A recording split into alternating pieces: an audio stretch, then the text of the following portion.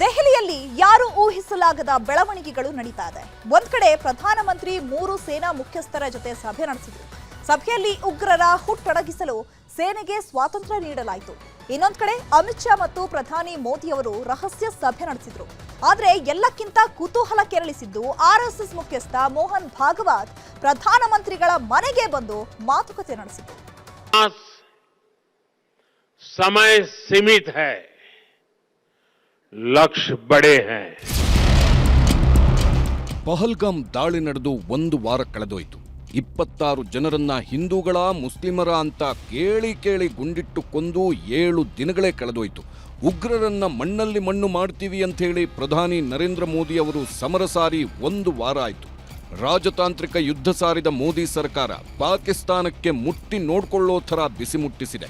ಸಿಂಧು ನದಿ ನೀರು ನಿಲ್ಲಿಸಿದ್ದಾಯ್ತು, ಅಟ್ಟಾರಿ ಗಡಿ ಬಂದ್ ಮಾಡಿದ್ದಾಯ್ತು, ಪಾಕಿಸ್ತಾನಿಯರನ್ನೆಲ್ಲ ಭಾರತ ಬಿಟ್ಟು ತೊಲಗಿ ಅಂತ ಆದೇಶಿಸಿದ್ದೂ ಮುಗಿಯಿತು. ಈಗ ಮೋದಿ ಸರ್ಕಾರ ಏನು ಮಾಡುತ್ತೆ ಅನ್ನೋ ಕುತೂಹಲ ಶುರುವಾಗಿದೆ. ಈ ಕುತೂಹಲಕ್ಕೆ ಕಾರಣ ದೆಹಲಿಯಲ್ಲಿ ನಡೆಯುತ್ತಿರುವ ಬೆಳವಣಿಗೆಗಳು.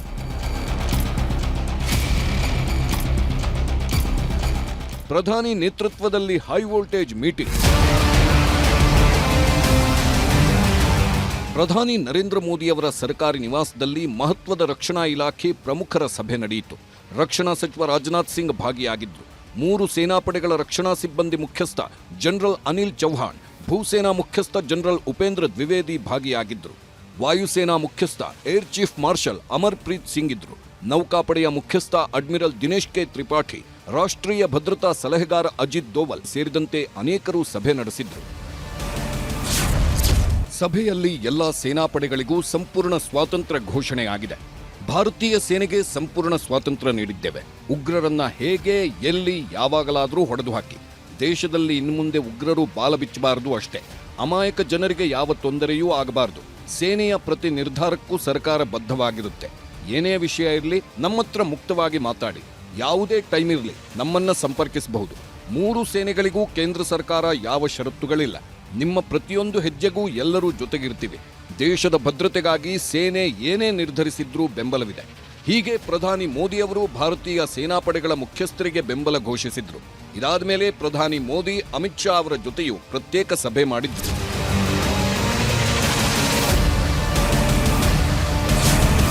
ಪ್ರಧಾನಿ ಭೇಟಿ ಮಾಡಿ ಮೋಹನ್ ಭಾಗವತ್ ಚರ್ಚೆ. ಪ್ರಧಾನಮಂತ್ರಿ ಮೋದಿಯವರನ್ನ ಆರ್ಎಸ್ಎಸ್ ಮುಖ್ಯಸ್ಥರು ಯಾವತ್ತೂ ವೈಯಕ್ತಿಕವಾಗಿ ಭೇಟಿ ಮಾಡಿರಲಿಲ್ಲ.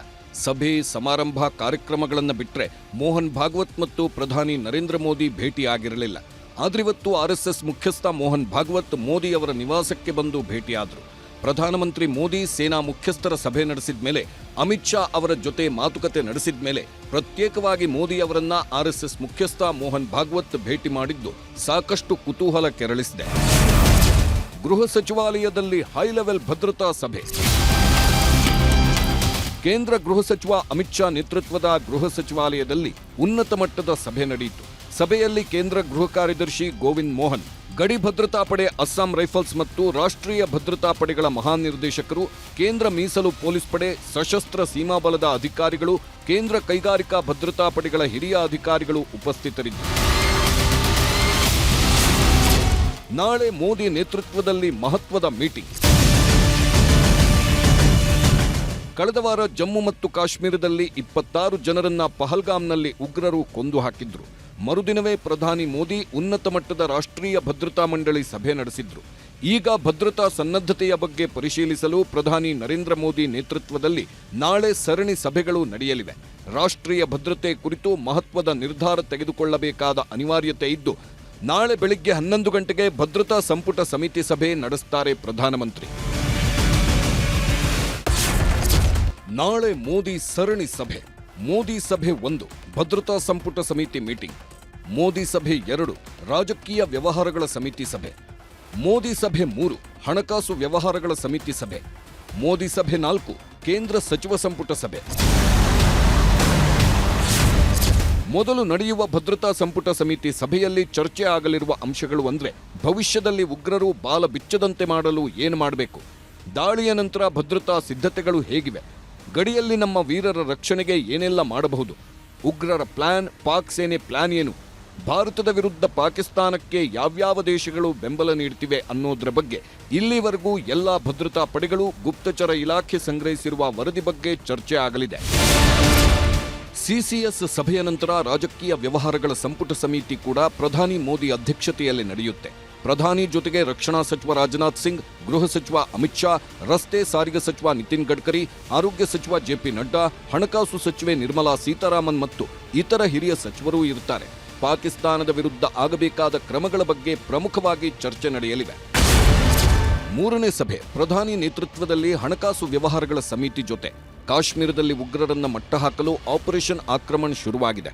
ಇದಕ್ಕೆ ತಗುಲುವ ವೆಚ್ಚ ಎಷ್ಟು, ಜನಸಾಮಾನ್ಯರಿಗೆ ತೊಂದರೆಯಾದರೆ ಅವರ ರಕ್ಷಣೆಗೆ ಬೇಕಾದ ಖರ್ಚು ವೆಚ್ಚ ಎಷ್ಟು, ಎಲ್ಲದರ ಬಗ್ಗೆಯೂ ಮುಕ್ತ ಚರ್ಚೆ ನಡೆಯುವ ಸಾಧ್ಯತೆ ಇದೆ. ನಾಲ್ಕನೇ ಸಭೆ ಕೇಂದ್ರ ಸಚಿವರುಗಳ ಜೊತೆಗೆ ನಡೆಯುವ ಕ್ಯಾಬಿನೆಟ್ ಮೀಟಿಂಗ್. ಜಮ್ಮು ಕಾಶ್ಮೀರದ ಸಮಗ್ರ ವರದಿಗಳ ಮುಖ್ಯಾಂಶಗಳನ್ನು ಸಂಪುಟ ಸಭೆಯಲ್ಲಿ ಚರ್ಚೆ ಮಾಡ್ತಾರೆ.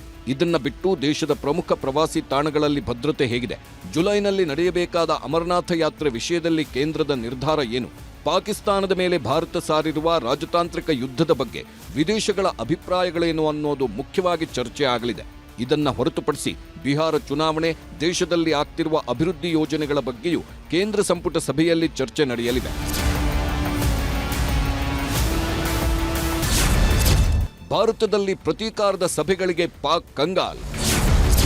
ಮತ್ತೆ ಪರಮಾಣು ದಾಳಿಯಂತ ಪಾಕ್ ಮಂತ್ರಿ ಬಿಲ್ಡಪ್. ಪಹಲ್ಗಾಮ್ ದಾಳಿ ಬಳಿಕ ಉಗ್ರರನ್ನ ಸೇನಾಪಡೆ ಹುಡುಕಿ ಉಡಾಯಿಸುತ್ತಿದೆ. ಮೋದಿ ಸರ್ಕಾರ, ಜಮ್ಮು ಸರ್ಕಾರ ಉಗ್ರರ ಮನೆಗಳನ್ನ ಧ್ವಂಸ ಮಾಡುತ್ತಿದೆ. ಇದರ ಮಧ್ಯೆ ಮೋದಿ ಸರ್ಕಾರದ ಸರಣಿ ಸಭೆಗಳೂ ನಡೆಯುತ್ತಿವೆ.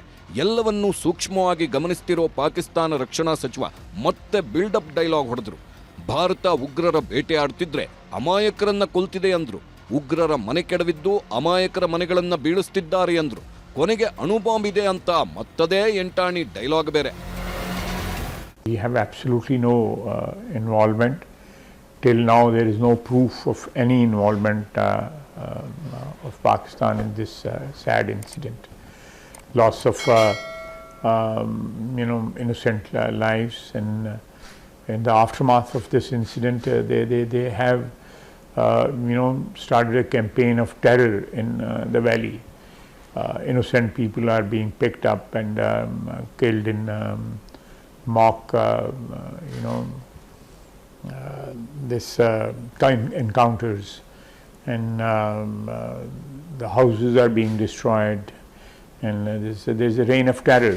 I would still believe, and very firmly believe, that nuke will not be an option, because it will destroy both countries. This is an option only in the case our existence is in a very, very precarious situation, and there is a direct threat to our existence. But in normal armed conflict, I think both the countries should refrain from using the nuclear option. ಬರೀ ಬಿಟ್ಟಿ build up ಕೊಡ್ತಿರೋ ಪಾಕಿಸ್ತಾನ ಮಂತ್ರಿಗಳ ಸಾಮಾಜಿಕ ಜಾಲತಾಣಗಳನ್ನೆಲ್ಲ ಭಾರತ ಬಂದ್ ಮಾಡಿದೆ. ನಿನ್ನೆಯಷ್ಟೇ ಭಾರತದಲ್ಲಿ ಪಾಕಿಸ್ತಾನ ಮೂಲದ 40ಕ್ಕೂ ಅಧಿಕ ಚಾನೆಲ್ ಬಂದ್ ಮಾಡಲಾಗಿತ್ತು. ಈಗ ಪಾಕಿಸ್ತಾನದ ರಕ್ಷಣಾ ಸಚಿವ ಖ್ವಾಜಾ ಆಸಿಫ್ ಎಕ್ಸ್ ಖಾತೆಯನ್ನು ಭಾರತ ನಿರ್ಬಂಧಿಸಿದೆ. ಮೋದಿ ಸರ್ಕಾರದ ಸರಣಿ ಸಭೆಗಳು, ಕಾಶ್ಮೀರದಲ್ಲಾಗ್ತಿರುವ ಬೆಳವಣಿಗೆಗಳನ್ನು ನೋಡುತ್ತಿದ್ರೆ ಭಾರತದ ಪ್ರತೀಕಾರದ ದಾಳಿ ಹೇಗಿರುತ್ತೆ ಅನ್ನೋದೇ ಸದ್ಯಕ್ಕಿರುವ ಕುತೂಹಲ. Bureau report, news 18. ನರಮೇಧ ನಡೆದ ಕಣಿವೆ ನಾಡಲ್ಲೀಗ ಪ್ರತೀಕಾರದ ಕೂಗಿದೆ. ಯುದ್ಧದ ಕಾರ್ಮೋಡ ಆವರಿಸ್ತಾ ಇದ್ದಂತೆ ಬಂಕರ್ಗಳು ತಲೆ ಎತ್ತಿ ನಿಂತಿದ್ದು, ಉಗ್ರರ ಹೆಜ್ಜೆ ಗುರುತಿನ ಹಿಂದೆ ಸ್ಥಳೀಯರ ಕೈವಾಡ ಇದೆ ಅನ್ನೋದಕ್ಕೆ ವಿಡಿಯೋ ಸಾಕ್ಷಿಗಳು ಸಿಕ್ಕಿದೆ. ಪಹಲ್ಗಾಮ್ ದಾಳಿ ನಡೆದು 1 ವಾರ ಕಳೆಯುತ್ತಿದ್ದಂತೆ ಹಸಿ ರಕ್ತಚರಿತ್ರೆ ತೆರೆದುಕೊಳ್ತಿದೆ. ಪಾಕ್ನಿಂದ ಬಂದಿದ್ದ ಉಗ್ರರಿಗೆ ಸ್ಥಳೀಯರೇ ಸಾಥ್ ನೀಡಿದ್ರಾ ಅನ್ನೋ ಅನುಮಾನ ಶುರುವಾಗಿದೆ.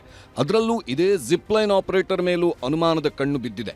ಉಗ್ರರ ದಾಳಿ ವೇಳೆ ಜಿಪ್ಲೈನ್ನಲ್ಲಿದ್ದ ವ್ಯಕ್ತಿ 3 ಸಲ ಅಲ್ಲಾಹು ಅಕ್ಬರ್ ಅಂತ ಕೂಗಿದ್ದಾನೆ. ಆಮೇಲೆ ನಗ್ತಾನೆ ರಿಷಿ ಭಟ್ ಅನ್ನೋರನ್ನ ಜಿಪ್ ಡ್ರೈವ್ನಲ್ಲಿ ಸ್ಥಳೀಯ ವ್ಯಕ್ತಿ ಕಳಿಸಿದ್ದಾನೆ. ಜಿಪ್ಲೈನ್ ಡ್ರೈವ್ ಮಾಡ್ತಾನೆ ರಿಷಿ ಭಟ್ ವಿಡಿಯೋ ಮಾಡುತ್ತಿದ್ದಾಗಲೇ ಕೆಳಗೆ ಉಗ್ರರು ದಾಳಿ ಮಾಡುತ್ತಿರೋದು, ಗನ್ ಹಿಡಿದು ಶೂಟ್ ಮಾಡೋದು, ಆಮೇಲೆ ಗುಂಡೇಟು ಬಿದ್ದ ಪ್ರವಾಸಿಗರು ಕುಸಿದು ಬೀಳೋ ವಿಡಿಯೋನು ರಿಷಿ ಭಟ್ ಫೋನ್ನಲ್ಲಿ ಸೆರೆಯಾಗಿದೆ. वहाँ से पहले भागा, मैंने एक ब्लाइंड स्पॉट था वहाँ पे ऑलरेडी 2-3 लोग छुपे हुए थे, तो हमने भी वहाँ पे छुपना के ट्राई किया और वहाँ पे हम छुप गए थे। करीबन 8 to 10 मिनट्स के बाद थोड़ा फायरिंग कम हुआ, तो वहाँ से हमने भाग के मेन गेट की साइड जाना शुरू किया। हम लोग भी भागे, काफ़ी सारे ग्राउंड में और लोग भी छुपे हुए थे, वो लोग भी भागना शुरू किया।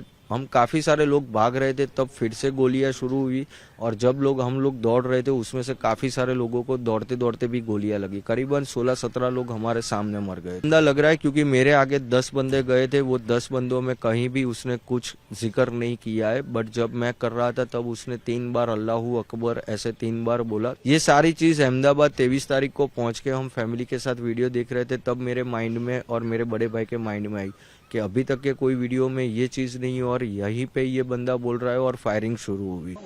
ಜಿಪ್ ಲೈನ್ ಡ್ರೈವ್ ಮಾಡ್ತಿದ್ದ ವ್ಯಕ್ತಿ ಉಗ್ರ ದಾಳಿ ಶುರುವಾಗ್ತಿದ್ದಂತೆ 3 ಸಲ ಅಲ್ಲಾಹು ಅಕ್ಬರ್ ಅಂದಿದ್ಯಾಕೆ ಅಂತ ಎನ್ಐಎ ವಿಚಾರಣೆ ಮಾಡುತ್ತಿದೆ. ಈ ಮಧ್ಯೆ ಜಿಪ್ ಲೈನ್ ಡ್ರೈವ್ ಸಿಬ್ಬಂದಿ ಪೋಷಕರು ಮಾತ್ರ ನನ್ನ ಮಗನನ್ನ ಯಾಕೆ ಕರ್ಕೊಂಡು ಹೋಗಿದ್ದಾರೆ ಗೊತ್ತಿಲ್ಲ, ಆದ್ರೆ ನನ್ನ ಮಗ ಉಗ್ರನಲ್ಲ ಎಂದ ತಂದೆ ಕಷ್ಟ ಬಂದಾಗ ಅಲ್ಲಾಹನನ್ನ ನೆನೆಸ್ಕೊಳ್ತೀವಿ ಅಷ್ಟೇ ಅಂದ್ರು. अकबर बोलता है हमने बोला है ना आपको, अगर तूफान भी आता है हम बोलता है अल्लाह अकबर, हम मुसलमान है। अगर हम कुछ काम भी करेगा अल्लाह अकबर बोलेगा, उसमें क्या है। ನರಮೇಧದ ಹಿಂದೆ ಪಾಕ್ ಮಾಜಿ ಸೇನಾಧಿಕಾರಿ ಕೈವಾಡ.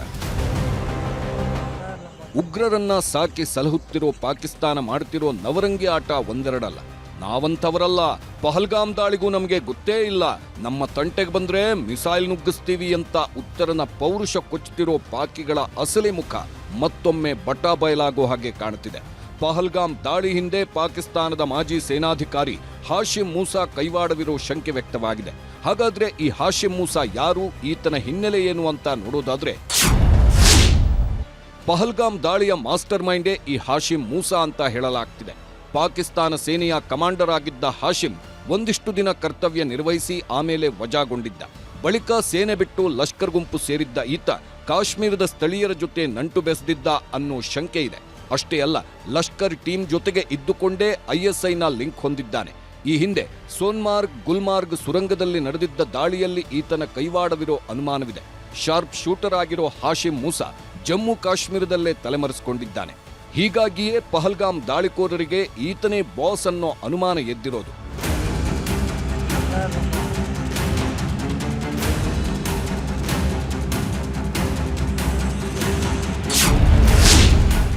ಏಪ್ರಿಲ್ 20-21ರಂದೇ ದಾಳಿಗೆ ರೆಡಿಯಾಗಿತ್ತು ಪ್ಲಾನ್. ಮಳೆ ಬಂದಿದ್ದಕ್ಕೆ ಪ್ಲಾನ್ ಬದಲಿಸಿದ್ರು ಹಂತಕರು. ಪಹಲ್ಗಾಮ್ ದಾಳಿ ಏಕಾಏಕಿ ನಡೆದಿದ್ದಲ್ಲ. ಕಾಶ್ಮೀರದಲ್ಲಿ ರಕ್ತದ ಕೋಡಿ ಹರಿಸಬೇಕು ಅಂತಾನೆ ಬ್ಲೂ ಪ್ರಿಂಟ್ ರೆಡಿ ಮಾಡಿಕೊಂಡಿದ್ರು. ಆದ್ರೆ ಭಾರಿ ಮಳೆ ಬಂದಿದ್ರಿಂದ 2 ದಿನ ಮುಂದೂಡಿದ್ರು. ಉಗ್ರರು ಅಂದುಕೊಂಡಂತೆ ಆಗಿದ್ರೆ ಏಪ್ರಿಲ್ 20-21ರಂದೇ ದಾಳಿ ನಡೀಬೇಕಿತ್ತು. ಆದ್ರೆ ಅವತ್ತು ಭಾರಿ ಮಳೆಯಾಗಿದ್ರಿಂದ ಪ್ಲಾನ್ ಚೇಂಜ್ ಮಾಡಿದ್ರು. ಏಪ್ರಿಲ್ 22ಕ್ಕೆ ಬೈಸರನ್ನಲ್ಲಿ ಹೆಚ್ಚು ಪ್ರವಾಸಿಗರು ಸೇರ್ತಾರೆ, ಏನಿಲ್ಲ ಅಂದ್ರೂ ಸುಮಾರು 5,000 ಜನ ಬರ್ತಾರೆ ಅನ್ನೋ ಮಾಹಿತಿ ಕಲೆ ಹಾಕಿದ್ರು. ಹೀಗಾಗಿಯೇ ಏಪ್ರಿಲ್ 22ರಂದೇ ಗುಂಡಿನ ದಾಳಿ ನಡೆಸಿದ್ರು.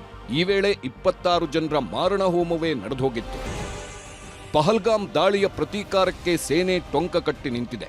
ಹೀಗಾಗಿಯೇ ಉಗ್ರರಿಗಾಗಿ ನಿರಂತರ ಹುಡುಕಾಟ ನಡೆಸುತ್ತಿದ್ದು ಎಲ್ಒಸಿ ಉದ್ದಕ್ಕೂ ಭಾರೀ ಅಲರ್ಟ್ ಮಾಡಲಾಗಿದೆ. ಜಮ್ಮು ಗಡಿಯಲ್ಲಿ ಯುದ್ಧದ ಕಾರ್ಮೋಡ ಕವಿದಿದ್ದು ಎಲ್ಒಸಿಯಲ್ಲಿ ನಿರಂತರ ಗುಂಡಿನ ದಾಳಿ ಮಾಡಲಾಗ್ತಿದೆ. ಹೀಗಾಗಿಯೇ ನಾಗರಿಕರ ರಕ್ಷಣೆಗಾಗಿ ಸರ್ಕಾರ ಬಂಕರ್ ರೆಡಿ ಮಾಡಿದೆ. ಎಲ್ಒಸಿ ಅಕ್ಕಪಕ್ಕದಲ್ಲಿ ರಕ್ಷಣಾ ಬಂಕರ್ಗಳು ರೆಡಿಯಾಗಿದ್ದು ನೆಲಮಾಳಿಗೆಯಲ್ಲಿ ಜನರಿಗೆ ರಕ್ಷಣಾ ವ್ಯವಸ್ಥೆ ಕಲ್ಪಿಸಲಾಗಿದೆ. ಏನಿಲ್ಲ ಅಂದ್ರೂ 15ರಿಂದ 16 ಮೀಟರ್ ಎತ್ತರದ ಬಂಕರ್ ನಿರ್ಮಾಣಗೊಂಡಿವೆ.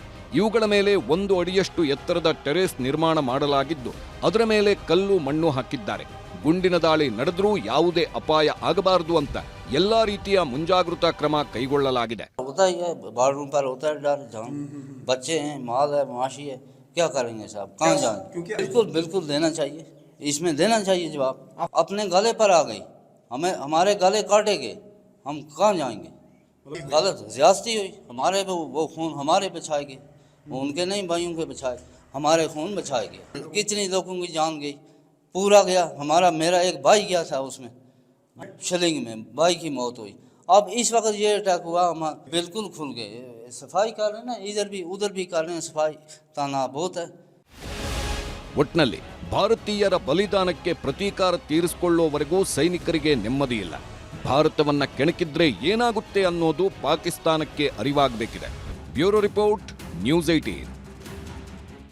26 ಭಾರತೀಯರನ್ನ, ಅದರಲ್ಲೂ ನೀವು ಹಿಂದೂಗಳ ಅಂತ ಕೇಳಿ ಕೇಳಿ ಉಗ್ರರು ಕೊಂದು ಹಾಕಿದ್ರು. ಇದನ್ನ ಉಗ್ರರ ದಾಳಿಯಲ್ಲಿ ಬದುಕಿ ಬಂದವರೇ ಹೇಳಿದ್ರು. ಆದ್ರೂ ಇದನ್ನ ವಿಪಕ್ಷಗಳು ನಂಬ್ತಿಲ್ಲ. ಮತ್ತೆ ಉಗ್ರರ ದಾಳಿಯಲ್ಲೂ ರಾಜಕೀಯ ಹುಡುಕಾಡಿ ಚಿತ್ರ ವಿಚಿತ್ರ ಹೇಳಿಕೆ ಕೊಡ್ತಿದ್ದಾರೆ. ಪಹಲ್ಗಾಮ್ ಉಗ್ರರ ದಾಳಿಯಲ್ಲಿ 26 ಹಿಂದೂಗಳ ಪ್ರಾಣವೇ ಹೋಯಿತು. 26 ಹಿಂದೂಗಳ ಮಾರಣ ಹೋಮ ವಿಷಯದಲ್ಲಿ ರಾಷ್ಟ್ರೀಯ ಕಾಂಗ್ರೆಸ್ ನಾಯಕರಾದ ರಾಹುಲ್ ಗಾಂಧಿ, ಮಲ್ಲಿಕಾರ್ಜುನ ಖರ್ಗೆ ಮೋದಿ ಸರ್ಕಾರಕ್ಕೆ ಬೆಂಬಲ ಘೋಷಿಸಿದ್ದಾರೆ. ಮೋದಿ ಸರ್ಕಾರದ ಎಲ್ಲಾ ನಿರ್ಧಾರಗಳಿಗೂ ಬೆಂಬಲವಾಗಿರ್ತೀವಿ ಅಂದ್ರು. ಆದ್ರೆ ಮುಖ್ಯಮಂತ್ರಿ ಸಿದ್ದರಾಮಯ್ಯ ಯುದ್ಧನೇ ಬೇಡ, ಶಾಂತಿಯಿಂದ ಮಾತುಕತೆ ನಡೆಸಬೇಕು ಅಂತ ಹೇಳಿ ಪಾಕಿಸ್ತಾನದ ಮಾಧ್ಯಮಗಳಲ್ಲೂ ಸಿದ್ದರಾಮಯ್ಯ ಹೀರೋ ಆದ್ರು.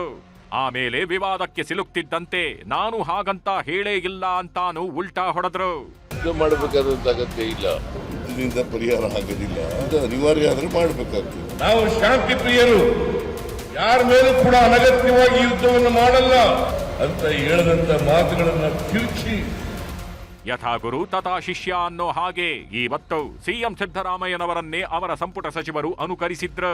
ಬೆಂಗಳೂರಿನಲ್ಲಿ ಆರೋಗ್ಯ ಸಚಿವ ದಿನೇಶ್ ಗುಂಡೂರಾವ್ ಮಾತನಾಡಿದ್ದು, ಪಹಲ್ಗಾಮ್ ಭಯೋತ್ಪಾದಕ ದಾಳಿಯನ್ನು ಬಿಹಾರ ಚುನಾವಣೆಗೆ ಹೋಲಿಕೆ ಮಾಡಿದ್ದಾರೆ.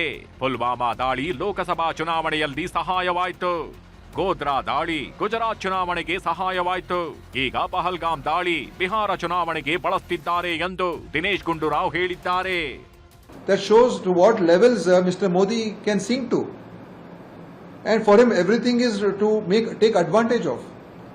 Pulwama helped him in his Lok Sabha election. Godhra helped him in his Gujarat election. Now this he is using for his Bihar election. You should think of the country first, no? What is your priority? ಇನ್ನು ಉಗ್ರರು ಹಿಂದೂ ಧರ್ಮದವರು ಅಂತ ಕೇಳಿ ಕೊಲೆ ಮಾಡಿಲ್ಲ ಅಂದಿದ್ರು ನಮ್ ಎಣ್ಣೆ ಇಲಾಖೆಯ ಸಚಿವ RB ತಿಮ್ಮಾಪುರ್. ಇವತ್ತು ನಾನ್ ಹಂಗಂದಿಲ್ಲ ಅಂತ ಯೂ ಟರ್ನ್ ಹಾಕಿದ್ರು.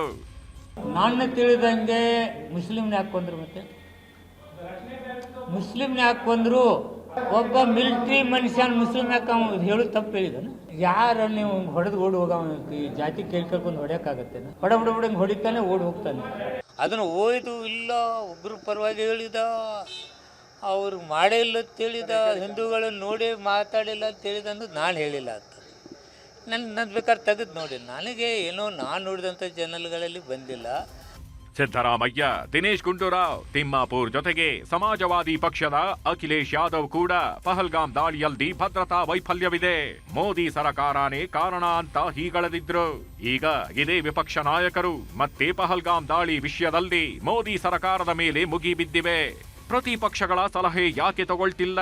ಅರ್ಜೆಂಟ್ ಆಗಿ ವಿಶೇಷ ಸಂಸತ್ ಅಧಿವೇಶನ ಕರೀರಿ ಅಂತ ರಾಹುಲ್ ಗಾಂಧಿ ಮತ್ತು ಮಲ್ಲಿಕಾರ್ಜುನ ಖರ್ಗೆ ಮೋದಿ ಅವರಿಗೆ ಪತ್ರಾನು ಬರೆದಿದ್ದಾರೆ.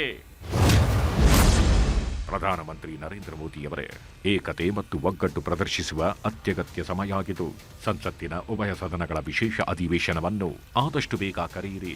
ಏಪ್ರಿಲ್ 22, 2025ರಂದು ಪಹಲ್ಗಾಮ್ನಲ್ಲಿ ಕ್ರೂರ ದಾಳಿಯ ಬಗ್ಗೆ ಸಾಮೂಹಿಕ ಸಂಕಲ್ಪ ಮತ್ತು ಇಚ್ಛಾಶಕ್ತಿಯ ಪ್ರಬಲ ಪ್ರದರ್ಶನ ತೋರಿಸಬೇಕಿದೆ. ಹೀಗಾಗಿ ತುರ್ತು ಸಂಸತ್ ಅಧಿವೇಶನ ಕರೆಯಬೇಕು ಅನ್ನೋದು ನಮ್ಮ ಆಶಯ ಎಂತೆ ಮಲ್ಲಿಕಾರ್ಜುನ ಖರ್ಗೆ, ರಾಜ್ಯಸಭೆ ಪ್ರತಿಪಕ್ಷ ನಾಯಕ ಅಂತ ಪ್ರಧಾನಮಂತ್ರಿಗಳಿಗೆ ಪತ್ರ ಬರೆದಿದ್ದಾರೆ. ಮಲ್ಲಿಕಾರ್ಜುನ ಖರ್ಗೆ ಜೊತೆಗೆ ರಾಹುಲ್ ಗಾಂಧಿನೂ ಪ್ರಧಾನಿಯವರಿಗೆ ಪತ್ರ ಬರೆದಿದ್ದಾರೆ. ಪ್ರಧಾನಮಂತ್ರಿ ನರೇಂದ್ರ ಮೋದಿಯವರೇ, ಪಹಲ್ಗಾಮ್ ಉಗ್ರರ ದಾಳಿ ಪ್ರತಿಯೊಬ್ಬ ಭಾರತೀಯನನ್ನು ಕೆರಳಿಸಿದೆ. ಈ ನಿರ್ಣಾಯಕ ಸಮಯದಲ್ಲಿ ಭಯೋತ್ಪಾದನೆಯ ವಿರುದ್ಧ ನಾವು ಯಾವಾಗಲೂ ಒಟ್ಟಾಗಿ ನಿಲ್ಲುತ್ತೇವೆ ಎಂದು ಭಾರತ ತೋರಿಸಬೇಕು. ಈ ನಿರ್ಣಾಯಕ ಕ್ಷಣದಲ್ಲಿ ಭಾರತವು ಭಯೋತ್ಪಾದನೆಯ ವಿರುದ್ಧ ಒಗ್ಗಟ್ಟಿನಿಂದ ನಿಂತಿದೆ ಎಂಬುದನ್ನು ಪ್ರದರ್ಶಿಸಬೇಕು. ಅದಕ್ಕೆ ಸಂಸತ್ತಿನ ಉಭಯ ಸದನಗಳ ವಿಶೇಷ ಅಧಿವೇಶನವನ್ನು ಆದಷ್ಟು ಬೇಗ ಕರೆಯಬೇಕು ಎಂತೆ ರಾಹುಲ್ ಗಾಂಧಿ, ಲೋಕಸಭೆ ಪ್ರತಿಪಕ್ಷ ನಾಯಕ. ಇದು ಮೋದಿ ನೇತೃತ್ವದ ಕೇಂದ್ರ ಸರ್ಕಾರಕ್ಕೆ ವಿಪಕ್ಷಗಳು ಬರೆದ ಪತ್ರ. ಪ್ರತಿಪಕ್ಷದವರು ವಿಶೇಷ ಕಲಾಪ ನಡೆಸಲು ಆಗ್ರಹಿಸುತ್ತಿರೋದು ಸರಿ, ಆದರೆ ಸಂಸತ್ ಕಲಾಪ ಕರೆಯಬೇಕು ಅಂತಾನೆ ಮೋದಿಯವರನ್ನ ವೈಯಕ್ತಿಕವಾಗಿ ಟೀಕಿಸಿದ್ದು ಈಗ ಹಲವು ಪ್ರಶ್ನೆಗಳನ್ನ ಹುಟ್ಟುಹಾಕಿದೆ. हम उम्मीद करते हैं कि प्रधानमंत्री इस निवेदन को स्वीकारेंगे और खुद मौजूद होंगे लोकसभा में और राज्यसभा में. हालांकि अफसोस के साथ कहना पड़ता है कि सर्वदलीय बैठक में प्रधानमंत्री नहीं थे, पर वो सऊदी अरेबिया से आए और एकदम चुनावी भाषण देने के लिए बिहार पहुंच गए. और अभी अभी मैंने पढ़ा है कि 4 तारीख को वापस बिहार जा रहे हैं। तो कभी कभी पार्लियामेंट में भी आना चाहिए उनको, लोकसभा और राज्यसभा में। और ये विशेष सत्र, ये आज जो संवेदनशील समय है, संकट का समय है, पीड़ा का समय है, ಇಷ್ಟಕ್ಕೆ ಕಾಂಗ್ರೆಸ್ ನಾಯಕರು ಸುಮ್ಮನಾಗಿಲ್ಲ. ಪಹಲ್ಗಾಮ್ ಮೇಲಿನ ದಾಳಿ ಹೊತ್ತಲ್ಲೇ ಪ್ರಧಾನಿ ಮೋದಿಗೆ ಅಪಮಾನ ಮಾಡುವಂತಹ ಪೋಸ್ಟ್ ಮಾಡಿದೆ. ತಲೆ ಇಲ್ಲದ ಮೋದಿ ಅವರ ಭಾವಚಿತ್ರವನ್ನ ವೈರಲ್ ಮಾಡ್ತಿದೆ. ಈ ಫೋಟೋ ಜೊತೆಗೆ ಮೋದಿ ಗಾಯಬ್ ಎಂಬ ಬರಹವನ್ನು ಪ್ರಕಟಿಸಿದೆ. ಪಹಲ್ಗಾಮ್ ದಾಳಿ ವಿಚಾರವಾಗಿ ಕಾಂಗ್ರೆಸ್ ಹಾಕಿರುವ ಮೋದಿ ನಾಪತ್ತೆ ಅನ್ನೋ ಪೋಸ್ಟ್ಗೆ ಬಿಜೆಪಿ ಕೆಂಡಾಮಂಡಲವಾಗಿದೆ. ಪ್ರಧಾನಿಯವರನ್ನ ಕಾಂಗ್ರೆಸ್ ಅಪಮಾನ ಮಾಡಿದೆ ಅಂದಿರೋ ಬಿಜೆಪಿ, ಕಾಂಗ್ರೆಸ್ ಪಕ್ಷ ಪಾಕಿಸ್ತಾನದ ಏಜೆಂಟ್ ರೀತಿ ವರ್ತಿಸ್ತಿದೆ, ವೋಟ್ ಬ್ಯಾಂಕ್ಗಾಗಿ ಕಾಂಗ್ರೆಸ್ ಈ ರೀತಿ ವರ್ತನೆ ಮಾಡ್ತಿದೆ ಅಂತ ಅತ್ತ ಉತ್ತರ ಪ್ರದೇಶದ ಸಿಎಂ ಯೋಗಿ ಆದಿತ್ಯನಾಥ್ ಆಕ್ರೋಶ ಹೊರಹಾಕಿದ್ರು. जब 22 अप्रैल को पहलगांव में पर्यटकों पर हमला हुआ था, आतंकी हमला हुआ था, समाजवादी पार्टी के नेताओं के बयान किस किस प्रकार के बयान आते हैं, ये पता लगाने में ही कठिनाई होती है कभी कभी कि ये समाजवादी पार्टी के नेता बयान दे रहे हैं या कोई पाकिस्तान का प्रवक्ता बयान दे रहा है। ये पता लगाने में ही कठिनाई हो जा रही है. ಯಾರ್ ಏನೇ ಹೇಳಲಿ, ಭಾರತ ಭಯೋತ್ಪಾದನೆ ಮುಕ್ತ ದೇಶವಾಗಬೇಕು ಅನ್ನೋದು ಎಲ್ಲರ ಅಭಿಮತ. 140 ಕೋಟಿ ಭಾರತೀಯರ ಆಶಯ. ಆ ಕನಸನ್ನ ನನಸು ಮಾಡೋಕೆ ಮೋದಿ ಸರ್ಕಾರವಾಗಲಿ, ಪ್ರತಿಪಕ್ಷ ನಾಯಕರಾಗಲಿ ಎಲ್ಲರೂ ಒಗ್ಗಟ್ಟಿನಿಂದ ಹೋರಾಟ ನಡೆಸಲಿ ಅನ್ನೋದಷ್ಟೇ ಎಲ್ಲರ ಹೆಬ್ಬಯಕೆ. Bureau report, news 18. ಪಾಕ್ ವಿರುದ್ಧ ಯುದ್ಧ ಬೇಕಿಲ್ಲ ಎಂದಿದ್ದ ಸಿಎಂ ವಿರುದ್ಧ ಬಿಜೆಪಿ ಧಿಕ್ಕಾರ ಕೂಗಿತ್ತು. ವೇದಿಕೆ ಮೇಲೆಯೇ ಸಿಟ್ಟಿಗೆದ್ದ ಸಿಎಂ ಪೊಲೀಸ್ ಅಧಿಕಾರಿ ಮೇಲೆ ಕೈ ಎತ್ತಿ ಇಳಿಸಿದ್ರು. ಸದ್ಯ ಇದನ್ನೇ ಅಸ್ತ್ರ ಮಾಡಿಕೊಂಡಿರುವ ಬಿಜೆಪಿ ಗೂಂಡಾ ಸಿಎಂ ಅಂತ ಲೇವಡಿ ಮಾಡ್ತಾ ಇದೆ.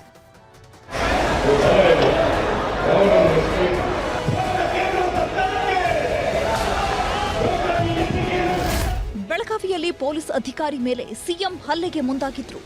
ಸರ್ಕಾರಿ ಕಾರ್ಯಕ್ರಮದಲ್ಲಿ ಸಿಎಂ ಭಾಷಣ ಮಾಡ್ತಿದ್ದಾಗ ಬಿಜೆಪಿಯವರು ಬಂದು ಧಿಕ್ಕಾರ ಕೂಗಿದ್ದಕ್ಕೆ ಸಿಎಂ ಪೊಲೀಸ್ ಅಧಿಕಾರಿ ಮೇಲೆ ರೇಗಾಡಿದ್ರು. ಮುಖ್ಯಮಂತ್ರಿಗಳೇ ಪೊಲೀಸರಿಗೆ ಅಗೌರವ ತೋರಿಸಿದ್ರೆ ರೌಡಿಗಳು ಗೂಂಡಾಗಳು ಸುಮ್ಮನಿರ್ತಾರ? ಶಾಸಕರು ಸಚಿವರುಗಳು ಪೊಲೀಸರ ಮೇಲೆ ದರ್ಪ ಮೆರೆಯಲ್ವಾ ಅಂತ ಬಿಜೆಪಿ ಪ್ರಶ್ನಿಸಿದೆ.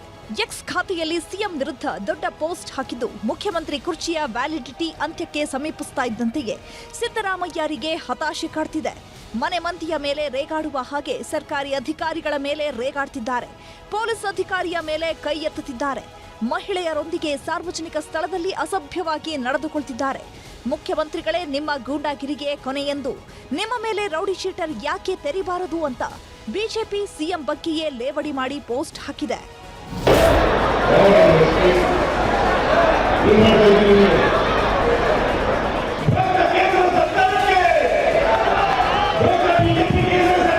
ಮುಖ್ಯಮಂತ್ರಿಗಳು ಪೊಲೀಸ್ ಅಧಿಕಾರಿ ಮೇಲೆ ಹಲ್ಲೆಗೆ ಪ್ರಯತ್ನಿಸಿದ ವಿಷಯ ರಾಜಕೀಯ ಆಗ್ತಾ ಇದ್ದಂತೆ ಬೆಂಗಳೂರಲ್ಲಿ ಗೃಹ ಸಚಿವ ಪರಮೇಶ್ವರ್ ರಿಯಾಕ್ಷನ್ ಕೊಟ್ಟಿದ್ದಾರೆ. ಬಿಜೆಪಿಯ ಕೆಲವರು ಪ್ರತಿಭಟನೆ ಮಾಡಿದ್ರು. ಅದು ಭದ್ರತಾ ವೈಫಲ್ಯ ಅಂತ ತಿಳಿದು ಏನೋ ಹಾಗೆ ಮಾಡಿರಬೇಕು ಅಂತ ಹೇಳಿದ್ರು. ಮುಖ್ಯಮಂತ್ರಿಗಳು ಮಾತಾಡುವಾಗ ಮಾತ್ರ ಅವರು ಬ್ಲ್ಯಾಕ್ ಫ್ಲಾಗು ಡೆಮಾನ್ಸ್ಟ್ರೇಟ್ ಮಾಡಿದರು ಅಂತಕ್ಕಂಥದ್ದು ವಿಚಾರ. ಅದಕ್ಕೆ ಲ್ಯಾಪ್ಸಸ್ಸು ಇಲಾಖೆಯಿಂದ ಆಗಿದೆಯಾ ಏನು ಅದನ್ನೆಲ್ಲ ನಾನು ಮಾಹಿತಿ ಕೊಡೋದಕ್ಕೆ ನಮ್ಮ ADG ಎಲ್ಲಂದು ಹೋಗಿ ಹೇಳಿದ್ದೇನೆ. ಪೊಲೀಸ್ ಅಧಿಕಾರಿಯ ಮೇಲೆ ಸಿಎಂ ಕೈ ಎತ್ತಿದ ಘಟನೆಯನ್ನ ಸಚಿವ ಡಾಕ್ಟರ್ HC ಮಹದೇವಪ್ಪ ಸಮರ್ಥಿಸಿಕೊಂಡಿದ್ದಾರೆ.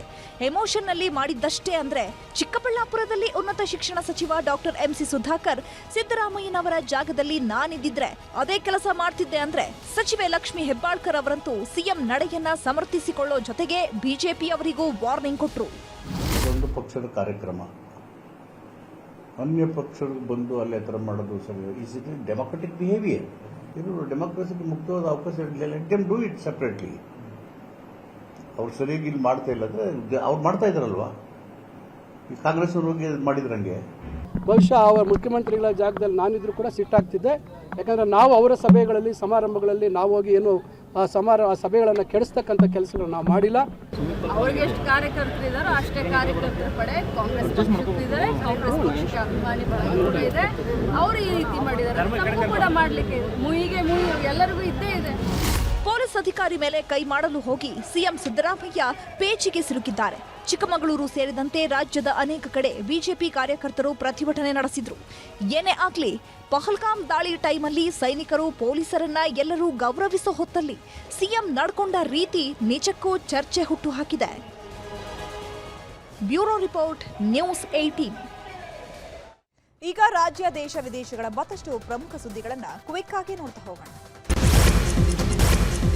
ಸ್ಪೀಕರ್ ಮಾಡಿರುವ ಅಮಾನತು ಪ್ರಶ್ನಿಸಿ 18 ಬಿಜೆಪಿ ಶಾಸಕರು ರಾಜ್ಯಪಾಲರ ಮೊರೆ ಹೋಗಿದ್ರು. ಈಗ ರಾಜ್ಯಪಾಲ ತಾವರ್ಚಂದ್ ಗೆಹ್ಲೋಟ್ ಶಾಸಕರ ಅಮಾನತು ಪರಿಶೀಲಿಸಲು ಸ್ಪೀಕರ್ ಯುಟಿ ಖಾದರ್ ಹಾಗೂ ಸಿಎಂಗೆ ಪತ್ರ ಬರೆದಿದ್ದಾರೆ. ಉಗ್ರರ ಗುಂಡೇಟಿಗೆ ಬಲಿಯಾದ ಮಂಜುನಾಥ್ ನಿವಾಸಕ್ಕೆ 103 ವರ್ಷದ ಅಜ್ಜಿ ಶಿವಮ್ಮ ಭೇಟಿ ನೀಡಿದ್ರು. ತಿಪಟೂರಿಂದ ಮಗನ ಜೊತೆ ಶಿವಮೊಗ್ಗಕ್ಕೆ ಬಂದಿದ್ದ ಶತಾಯುಷಿ ವೃದ್ಧೆ ಮಂಜುನಾಥ್ ಕುಟುಂಬಸ್ಥರಿಗೆ ಸಾಂತ್ವನ ಹೇಳಿ ಪಾಕಿಸ್ತಾನಕ್ಕೆ ತಕ್ಕ ಉತ್ತರ ಕೊಡಬೇಕು ಅಂತ ಆಗ್ರಹಿಸಿದ್ರು.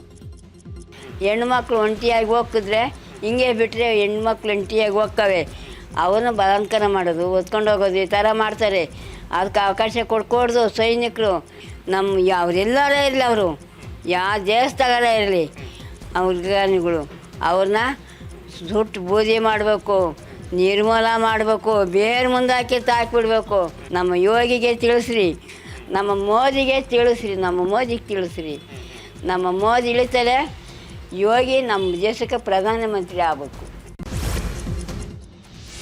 ದೇಶ ವಿರೋಧಿ ಪೋಸ್ಟ್ ಹಾಕಿದ್ದ ಮಂಗಳೂರಿನ ಯುವತಿ ವಿರುದ್ಧ ಎಫ್ಐಆರ್ ಆಗಿದೆ. ನಾನು ಭಾರತವನ್ನು ದ್ವೇಷಿಸುತ್ತೇನೆ ಅಂತ ಪೋಸ್ಟ್ ಮಾಡಿದ್ದ ಅತೀಫಾಳನ್ನ ಪಾಂಡೇಶ್ವರ ಠಾಣೆಗೆ ಕರೆಸಿ ವಿಚಾರಣೆ ನಡೆಸಿದೆ. ಐಪಿಎಲ್ನಲ್ಲಿ ವೇಗದ ಶತಕ ಸಿಡಿಸಿದ 14 ವರ್ಷದ ವೈಭವ್ ಸೂರ್ಯವಂಶಿಗೆ ಬಿಹಾರ ಸಿಎಂ ನಿತೀಶ್ ಕುಮಾರ್ ಸನ್ಮಾನಿಸಿದ್ರು. ವೈಭವ್ ಪ್ರತಿಭೆ ಮೆಚ್ಚಿ ಸರ್ಕಾರದಿಂದ 10 ಲಕ್ಷ ರೂಪಾಯಿ ಬಹುಮಾನ ಘೋಷಿಸಿದ್ರು. ಕೇರಳದ ಪಾಲಕ್ಕಾಡ್ ಮಹಾನಗರ ಪಾಲಿಕೆಯಲ್ಲಿ ಹೈ ಡ್ರಾಮಾ ನಡೆದಿದೆ. ವಿಶೇಷ ಚೇತನರ ಕೇಂದ್ರಕ್ಕೆ ಆರ್ಎಸ್ಎಸ್ನ ಕೆಬಿ ಹೆಡ್ಗೆ ವಾರ್ ಹೆಸರಿಡಲು ಬಿಜೆಪಿ ನಿರ್ಧರಿಸಿತ್ತು. ಇದಕ್ಕೆ ಕಾಂಗ್ರೆಸ್ ಹಾಗೂ ಎಡಪಕ್ಷದವರು ವಿರೋಧ ವ್ಯಕ್ತಪಡಿಸಿ ಕೈ ಮಿಲಾಯಿಸಿದರು. ಶ್ರೀರಾಮ ಜನ್ಮಭೂಮಿ ಅಯೋಧ್ಯೆಯ ಬಾಲರಾಮನ ದೇಗುಲದ ಗರ್ಭಗುಡಿ ಎದುರು 42 ಅಡಿ ಎತ್ತರದ ಧ್ವಜಸ್ತಂಭ ಸ್ಥಾಪಿಸಲಾಗಿದೆ. ಶ್ರೀರಾಮ ಜನ್ಮಭೂಮಿ ತೀರ್ಥಕ್ಷೇತ್ರದ ಪ್ರಧಾನ ಕಾರ್ಯದರ್ಶಿ ಚಂಪತ್ ರಾಯ್ ಪೂಜೆ ನೆರವೇರಿಸಿ ಧ್ವಜಸ್ತಂಭವನ್ನು ಸ್ಥಾಪಿಸಿದರು. ಕೆನಡಾದ ಫೆಡರಲ್ ಚುನಾವಣೆಯಲ್ಲಿ ಲಿಬರಲ್ ಪಾರ್ಟಿ ಜಯಗಳಿಸಿದೆ. ಕೆನಡಾದ ಪ್ರಧಾನಿಯಾಗಿ ಮಾರ್ಕ್ ಕಾರ್ನಿ ಆಯ್ಕೆಯಾಗಿದ್ದು ಪ್ರಧಾನಿ ಮೋದಿ ಶುಭ ಕೋರಿದ್ದಾರೆ. ಇನ್ನು ಕನ್ಸರ್ವೇಟಿವ್ ಪಕ್ಷದ ಪಿಯರೆ ಪೊಯ್ಲಿವ್ರೆ ಹಾಗೂ ಖಲಿಸ್ತಾನ ಪರ ಹೋರಾಟಗಾರ ಜಗಮಿತ್ ಸಿಂಗ್ ಸೋತಿದ್ದಾರೆ. ಭಾರತದ ಮುಖ್ಯ ನ್ಯಾಯಮೂರ್ತಿಗಳಾಗಿ ಬಿಆರ್ ಗವಾಯಿ ಆಯ್ಕೆಯಾಗಿದ್ದಾರೆ. ಗವಾಯಿ ಅವರ ಆಯ್ಕೆಯನ್ನ ರಾಷ್ಟ್ರಪತಿ ದ್ರೌಪದಿ ಮುರ್ಮು ಅನುಮೋದಿಸಿದ್ದಾರೆ. ಮೇ 14ರಂದು ನ್ಯಾಯಮೂರ್ತಿ ಗವಾಯಿ 52ನೇ ಸಿಜೆಐ ಆಗಿ ಪ್ರಮಾಣ ವಚನ ಸ್ವೀಕರಿಸಲಿದ್ದಾರೆ. ಇದಾಗಿತ್ತು ಈ ಹೊತ್ತಿನ ಸೂಪರ್ ಪ್ರೈಮ್ ಅಟ್ 9. ಈಗ ಒಳನೋಟ ವಿಶೇಷ ಕಾರ್ಯಕ್ರಮ ಪ್ರಸಾರವಾಗುತ್ತೆ. ನೋಡ್ತಾರೆ ನ್ಯೂಸ್ 18, ಜಾಲ ನಮ್ಮದು, ಬಲ ನಿಮ್ಮದು.